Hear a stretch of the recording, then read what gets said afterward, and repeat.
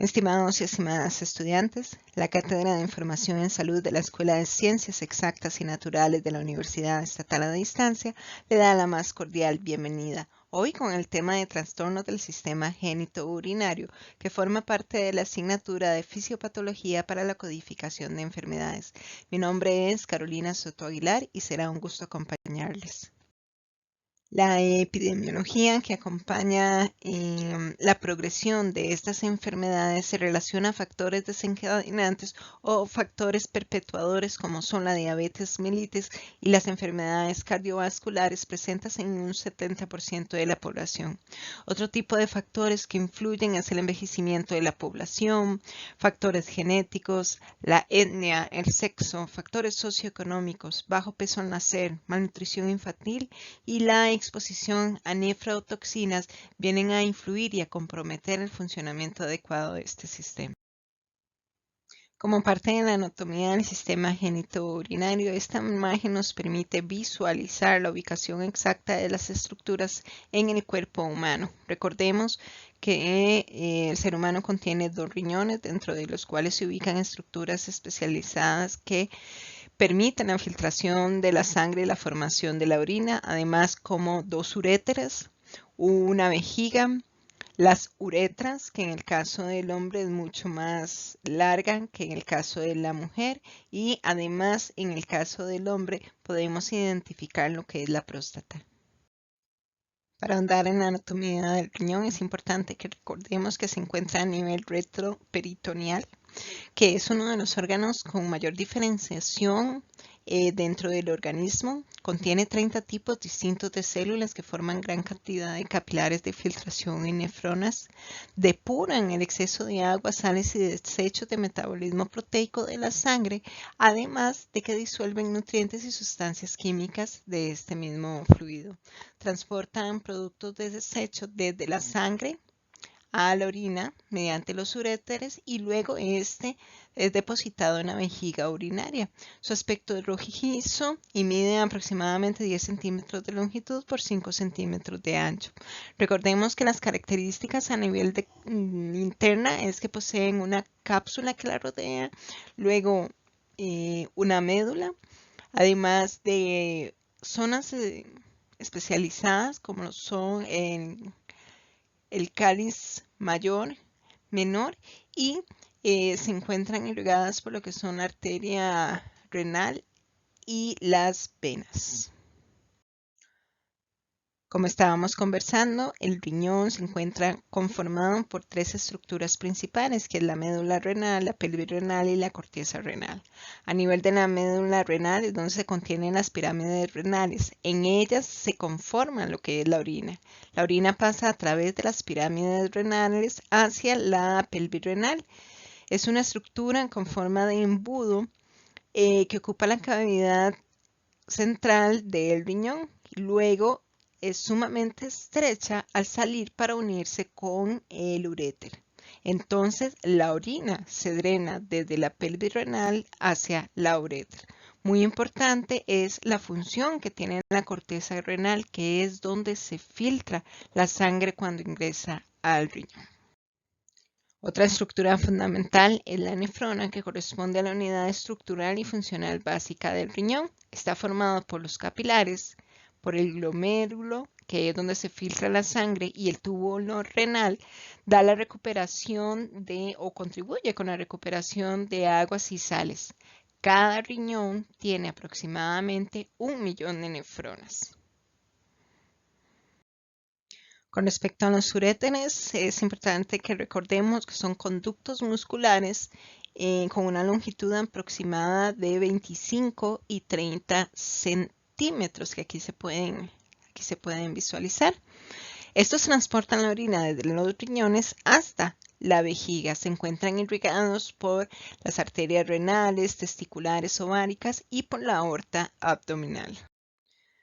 Con respecto a la vejiga urinaria, este es el contenedor de la orina, corresponde a una víscera hueca con paredes musculares robustas, como se puede visualizar en la imagen, y es sumamente distendible, o sea que amplía su tamaño dependiendo de la cantidad de líquido que se encuentre en ella. Su tamaño, forma y posición varían según el contenido y el estado de las vísceras adyacentes. Esta imagen nos permite visualizar las diferencias que existen, por ejemplo, entre la uretra masculina y la uretra femenina, siendo la uretra masculina mucho más larga que la femenina. La masculina tiene una longitud aproximada de 16 a 20 centímetros, mientras que la femenina tiene un tamaño aproximado de unos 4 a 5 centímetros. Con relación a la enfermedad renal, es muy importante que sepamos que esta se puede clasificar por el sitio de la lesión. Podríamos hablar a nivel del órgano o la estructura como tal del órgano, como se podría mencionar la glomerulopatía, por ejemplo, o una enfermedad de un túbulo intersticial. Factores que influyen son, por ejemplo, factores inmunológicos, metabólicos o infecciones, toxinas y alteraciones hemodinámicas. Por ejemplo, la enfermedad glomerular se puede clasificar de acuerdo con la presentación clínica. Por ejemplo, puede ser que presente una proteinuria profunda con ciertas características inflamatorias que puede estar relacionada a trastornos nefróticos o podrían también presentar grados variables más bien de proteinuria asociadas con glóbulos rojos y blancos en la orina, que también puede relacionarse a trastornos nefríticos. Las regiones del riñón que son susceptibles a lesiones pueden ser la médula renal, el glomérulo y puede también relacionarse con el flujo sanguíneo que tiene el riñón. Cuando este se compromete por un deficiente flujo sanguíneo renal puede provocar lesiones hipóxicas. A nivel, por ejemplo, en la médula renal, como se encuentra en un ambiente expuesto a alteraciones de oxígeno, puede provocar enfermedades o lesiones isquémicas. Y con relación al glomérulo, este es el filtro más importante inicial en la entrada sanguínea al riñón y es un sitio totalmente relacionado a la deposición del complejo inmune y la fijación del complemento. Las manifestaciones de la función renal alterada se relacionan principalmente con una función renal disminuida que provoca la acumulación de urea y una incapacidad del sistema para mantener un correcto balance de electrolitos de agua y ese equilibrio necesario de ácido-base. Esta acumulación o esta incapacidad para excretar la urea se va a manifestar en una elevación progresiva del nitrógeno ureico en sangre. La creatinina sérica y otras toxinas traen como resultado una uremia, que sería una elevación de ácido úrico en sangre. Entonces, cuando hablamos de una lesión a nivel renal, podemos hablar de una lesión renal aguda que corresponde a la falla de la filtración renal y la función excretora en días o semanas. Esto provoca retención de productos nitrogenados y otros desechos que elimina el riñón. Algunos signos diagnósticos, por ejemplo, es elevación en la concentración de creatinina sérica junto con un menor volumen de orina. Puede ser totalmente asintomático, o sea que la persona no perciba el malestar y puede también relacionarse con cambios transitorios en los parámetros del laboratorio, principalmente en la tasa de infiltración glomerular. Es sumamente importante que comprendamos que la lesión renal aguda puede visualizarse en tres momentos. Uno a nivel prerrenal, que se relaciona con hipovolemia, con disminución del gasto cardíaco, del volumen circundante eficaz, por ejemplo, con insuficiencia hepática. A nivel intrínseco puede relacionarse con afecciones como la glomerulonefritis aguda. Puede también presentar afecciones a nivel de túbulo intersticio que pueden relacionarse con isquemias o septicemias. Puede también verse afectado por alteraciones vasculares. A nivel postrenal se relacionan, por ejemplo, con obstrucciones del cuello vesical o, por ejemplo, obstrucciones que se ubican a nivel pélvico couretral, que pueden ser ya sea bilateral, unilateral o solamente a nivel funcional. Una de las principales patologías a nivel prerrenal es la hipersoemia, que se relaciona a un incremento en la concentración de creatinina sérica y nitrógeno ureico sanguíneo por insuficiencia en la filtración glomerular normal, donde hay alteraciones tanto del flujo plasmático renal y de las presiones necesarias para que se dé la filtración. Parte de sus manifestaciones clínicas son hipovolemia, menor gasto cardíaco, fármacos que han interferido en las respuestas autorreguladoras como los antiinflamatorios no esteroideos e inhibidores de la angiotensina 2. También pueden darse lapsos prolongados sin oxígeno que generan daños isquémicos. Sin embargo, muchas veces este daño no implica una lesión directa a lo que es el parenquima renal. La etiología de esta condición se relaciona a una disminución de la presión hidrostática intracapilar. En uno, los flujos relativos hacia el glomérulo son disminuidos. También puede darse flujos relativos mucho más altos que salen del glomérulo con una dilatación de la arteria eferente que también afecta lo que es la presión hidrostática. Muy importante es que a pesar de que el riñón tiene una capacidad para regularse y mantener el flujo glomerular, puede darse un agotamiento de volumen más avanzado que puede dar como resultado azotemia.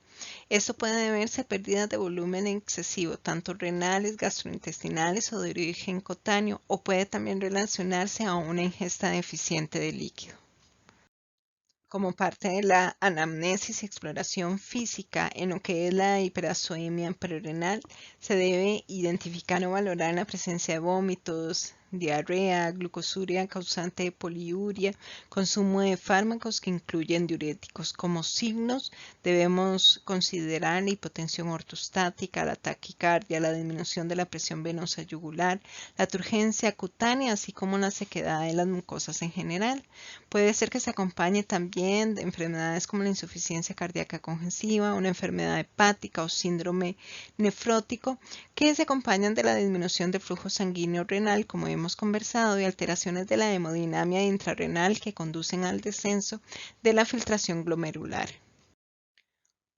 Otra condición de importancia es la glomerulonefritis y síndrome nefrótico. Este afecta a los podocitos glomerulares y las células endoteliales. Alteran la barrera de filtración y el flujo sanguíneo en la circulación renal. Puede iniciar en el riñón o ser manifestaciones de enfermedades sistémicas en las cuales el riñón está fuertemente involucrado. Dentro de esta patología identificamos varios tipos. Entre esta, la glomerulonefritis aguda, que es de un inicio repentino, presenta hematuria y proteinuria con una tasa de filtración glomerular reducida. Se acompaña además de una retención de agua y de sal. Corresponde a una sintomatología secundaria de enfermedades infecciosas, principalmente infecciones cutáneas o faringias. Con relación a la glomerulonefritis de progreso rápido, esta da o provoca una disminución muy pronunciada de la función renal. Esto estamos hablando de que puede ser que se presente entre meses y semanas y que a menudo conduce a una insuficiencia renal completa o a una oliguria. Con relación a la glomerulonefritis crónica, esta corresponde a una anomalía persistente de la disminución progresiva de la función renal. Con relación al síndrome nefrótico, los signos que la acompañan son proteinuria marcada, albuminuria, excreción de proteína en orina de 24 horas, hipoalbuminemia, hiperlipidemia y edema. Puede ser primario, relacionado con condiciones idiopáticas, o podría ser secundario por causas específicas como pueden ser fármacos o síndromes sistémicos como podría ser el lupus. Algunas anomalías urinarias asintomáticas también se encuentran dentro de este grupo y sus signos y síntomas se relacionan a hematuria, proteinuria y anomalías también en la tasa de filtración glomerular. Principalmente se encuentra disminuida. Se puede visualizar también edemas e hipertensión. Con relación a la patología y a la patogenia, esta se relaciona o se vincula con una reacción inflamatoria. Influyen también en la predisposición genética de ciertos desencadenantes ambientales, además de la activación de leucocitos, la deposición del complemento y las citocinas, así como factores de crecimiento.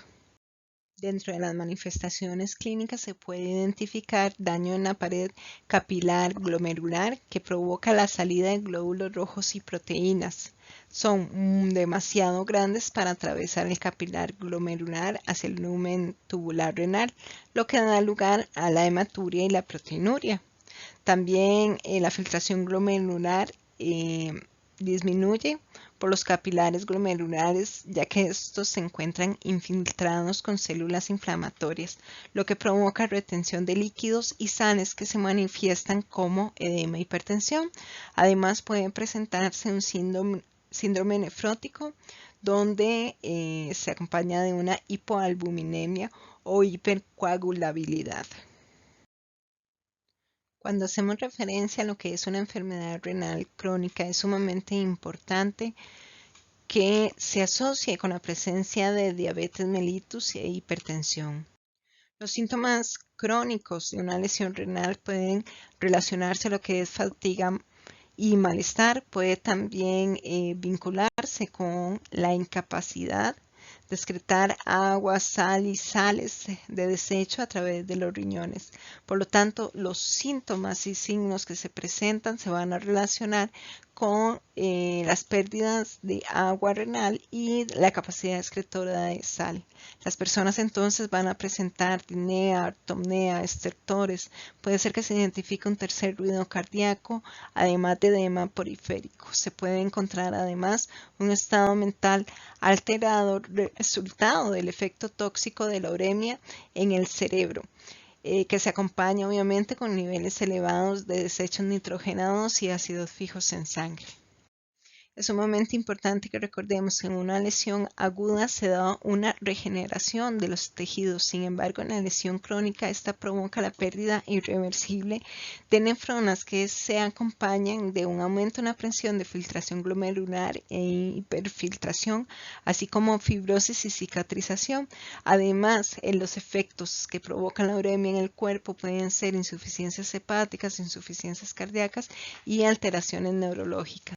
Las manifestaciones clínicas se acompañan de un estado de equilibrio y volumen de sodio que se relaciona con un exceso de esta y un incremento también en el consumo de agua, lo que podría provocar una retención de líquidos.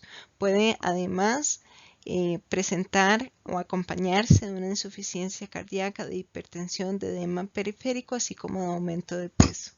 El consumo de agua puede ser que se relacione con una hiponatremia. También afecta el equilibrio del potasio, lo que puede provocar una hipercalcemia, y en situaciones donde se encuentre la diabetes mellitus puede generar el síndrome de hipoaldosteronismo hiporreninémico. Puede acompañarse también de anomalías hematológicas como es la anemia.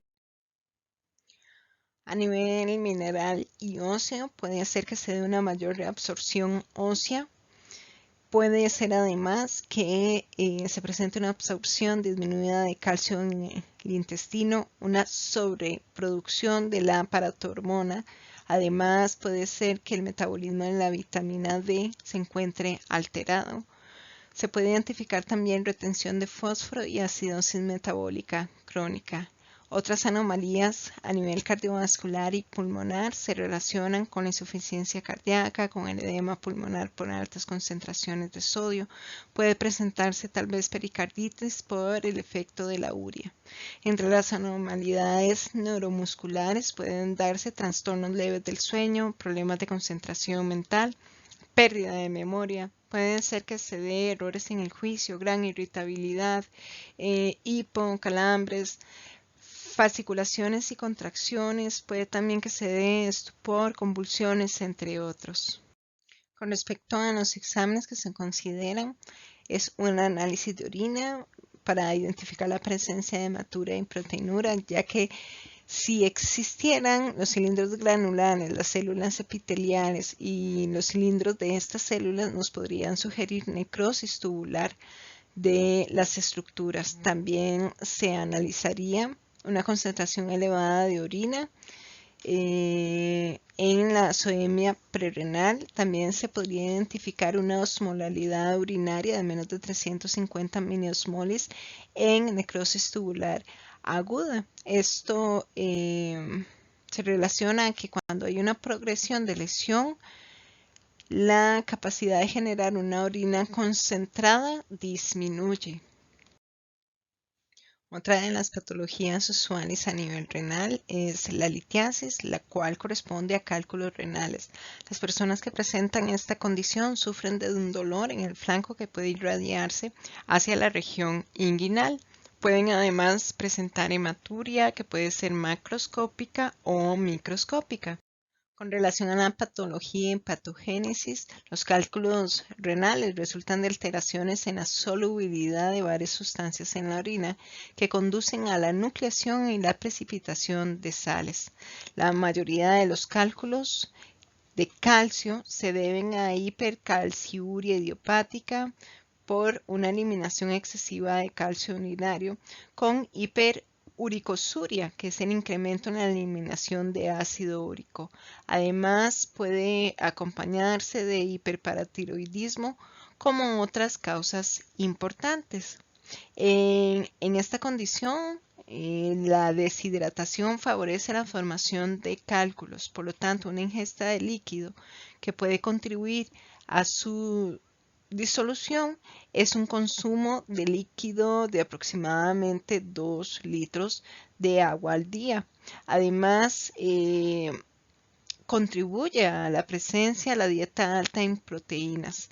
Según la literatura, esto predispone a la formación de cálculos en individuos susceptibles, ya que la carga proteica en la dieta causa acidosis metabólica transitoria y un aumento en la tasa de filtración glomerular. Las manifestaciones clínicas secundarias a esta patología son el dolor, que es causado por la distensión del uréter, de la pelvis renal o la cápsula renal. La gravedad de la distensión se produce y puede generar una obstrucción grave. Otras patologías se relacionan con las anomalías congénitas del riñón y el uréter. Entre estos podemos mencionar la agenesia renal, que es la ausencia de uno o ambos riñones.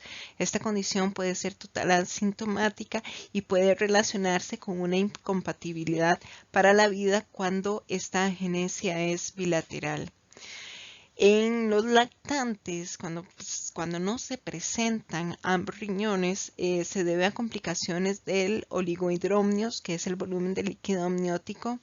Es orina producida por el feto en el útero. Esto provoca una hipoplasia pulmonar, o sea, una formación de unos pulmones pequeños, donde nacen muertos o sufren insuficiencia respiratoria grave después del nacimiento.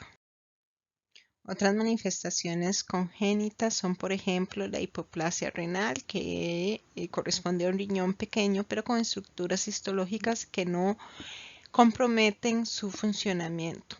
Otro es el riñón ectópico, que es un riñón que se forma en otra zona del cuerpo, como por ejemplo a nivel pélvico. Podemos hablar también de un riñón en herradura, que es la rotación y unión de ambos riñones en la línea media. Estos son características importantes de considerar si se planifica una intervención quirúrgica. Hasta este momento hemos comentado sobre las lesiones a nivel del riñón, algunas lesiones. Ahora vamos a enfocarnos a lo que son los trastornos genitourinarios. Con respecto a las patologías genitourinarias, podemos hablar de la hiperplasia prostática benigna, cuyos signos y síntomas se relacionan principalmente a una disuria, a un chorro intermitente, hay esfuerzo para iniciar la micción. También se tiene que generar fuerza al momento de realizar la micción. Puede ser que la persona presente nicturia, polaquiuria y tenesmo vesical. Al momento de la palpación, la próstata se encuentra totalmente agrandada y puede complicarse por retención urinaria aguda o azoemia después de una obstrucción prolongada. Para esta condición, los diagnósticos que se utilizan son el análisis de orina y creatinina sérica, además de un ultrasonido o urografía excretora. En el caso de una prostatitis bacteriana, esta se acompaña de fiebre, disuria, tenesmo vesical, polaquiuria, dolor en la zona, leucocitosis, piuria, bacteriuria y son secundarias a Escherichia coli o Neisseria o clamidias, ¿verdad? Todas estas pueden influir en este proceso inflamatorio que se da de la próstata. Una prostatitis crónica se presenta principalmente en hombres de edad avanzada, puede ser totalmente asintomática y puede presentar tenesmo vesical, polaquiuria, disuria, dolor, próstata con una característica esponjosa. Los tratamientos principales para esta condición son los antibióticos. Muy importante, pueden ser que presenten además disfunción sexual o trastornos, o puede ser secundario de trastornos urinarios. Otra condición que afecta a estas estructuras es la epididimitis infecciosa. Recordemos que el epididimo es un conducto por el cual pasan los espermatozoides. Se da un proceso inflamatorio denotado por un dolor muy grande en la palpación, no solamente de la zona específica, sino del testículo, del cordón espermático, y puede aliviarse al elevar esta estructura. Se acompaña de gran tumefacción palpable del epididimio, fiebre, disuria, tenesmo vesical, polaquiuria desde hace más de 6 semanas. Además puede presentar leucocitosis, piuria y bacteriuria, y las presentaciones o las situaciones subagudas son mucho más comunes que las agudas. Otra de las condiciones que acompañan las afecciones a nivel renal es la tuberculosis de las vías genitourinarias. Estas representan o presentan una infección hematógena que se manifiesta después de 5 o 15 años de la infección primaria. Presentan además como síntomas, fiebre, malestar general, sudores nocturnos, pérdida de peso y una evidencia o presencia de tuberculosis pulmonar. Puede relacionarse también con una infección de vías urinarias, además de zonas induradas como el epididimo, testículos o próstata. Puede también presentar piuria o hematuria estéril sin bacteriuria, en donde se observan cilindros leucocitarios. Puede también presentar un cultivo positivo de orina matutina en una de 3 muestras consecutivas a realizarse. Las radiografías simples pueden mostrar calcificaciones del tracto renal inferior y una urografía puede presentar necrosis papilar y formación de gotas de uréteres. Otra condición de importancia corresponde a los cálculos urinarios que se relacionan con dolor cólico repentino muy grave localizado en el flanco. Se relacionan con náuseas, con vómitos, con fiebres, con polaquiuria. Además puede presentarse hematuria, piuria, con infecciones concomitantes o con presencia de cristales a nivel de la orina. En otros casos puede ser totalmente asintomático y como medio de diagnóstico se puede utilizar las radiografías abdominales simples.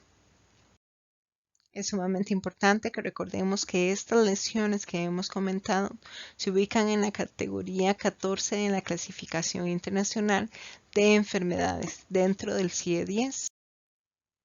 Agradezco la atención brindada y espero que esto haya contribuido a su conocimiento profesional. Muchas gracias.